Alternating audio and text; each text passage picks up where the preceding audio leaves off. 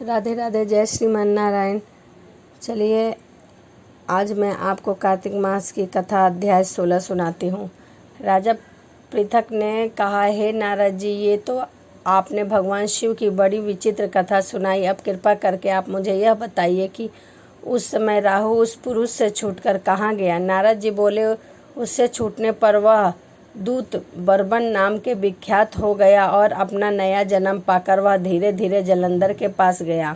वहां जाकर उसने शंकर की सब चेष्टा कही।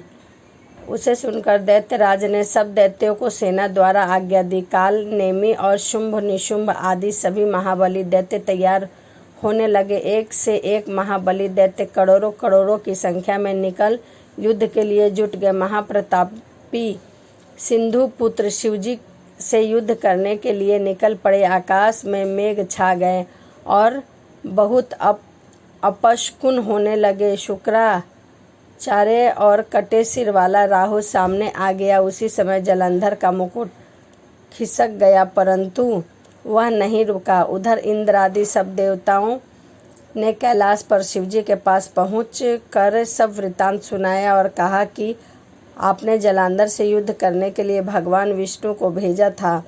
वह उसके वंशवृत्ति हो गए और विष्णु जी लक्ष्मी जी सहित जलंधर के अधीन हो गए, उसके घर में निवास करते हैं। अब देवताओं को भी वहीं रहना पड़ता है। यह सब बलि सागर पुत्र आपसे युद्ध करने जा रहे हैं, अतएव आप उसे मारकर हम सबकी रक्षा कीजिए।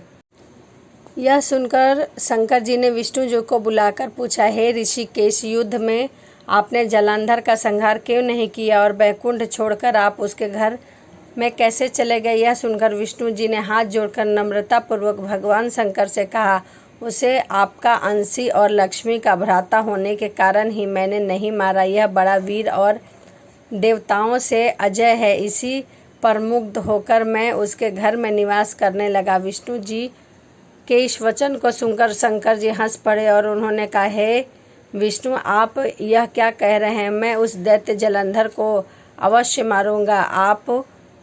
अब आप सभी देवता जलंधर को मेरे द्वारा ही मारा गया जान अपने स्थान को जाइए। जब शंकर जी ने ऐसा कहा तो सब देवता संदेह रहित होकर अपने अपने स्थान पर चले गए। इसी समय पराक्रमी जलंधर अपनी विशाल सेना के साथ पर्वत के समीप आ कैलाश को घोर सिंहनाद करने लगा। दैत्यों के नाद और कोलाहल को सुनकर शिवजी ने नंदी आदि गणों को उससे युद्ध करने की आज्ञा प्रदान की। कैलाश के समीप भीषण युद्ध होने लगा। दैत्य अनेकों प्रकार से अस्त्र शस्त्र बरसाने लगे।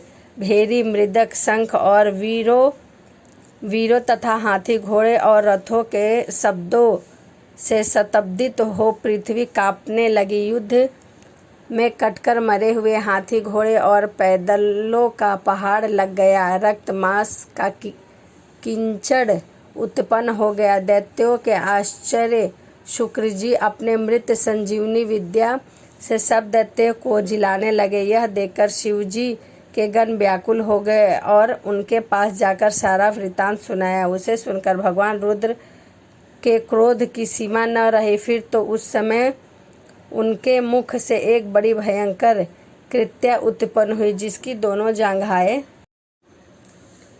ताल वृक्ष के समान थी। वह युद्ध भूमि में जा सब असुरों का च्रवण करने लग गई और फिर वह शुक्राचार्य के समीप पहुंची और शीघ्र ही अपनी योनि में गुप्त कर लिया। फिर स्वयं भी अंतराध्य हो गई। शुक्राचार्य के गुप्त हो जाने से दैत्य का मुख मलिन पड़ गया और वे युद्ध भूमि को छोड़ भागे। इस पर शुंभ निशुंभ और काल, नेमि आदि सेनापति ने अपने भागते हुए वीरों को रोका। शिवजी के नंदी आदि गणों ने भी, जिसमें गणेश और स्वामी कार्तिकेय भी थे, दैत्य से युद्ध भूमि करना आरंभ कर दिया।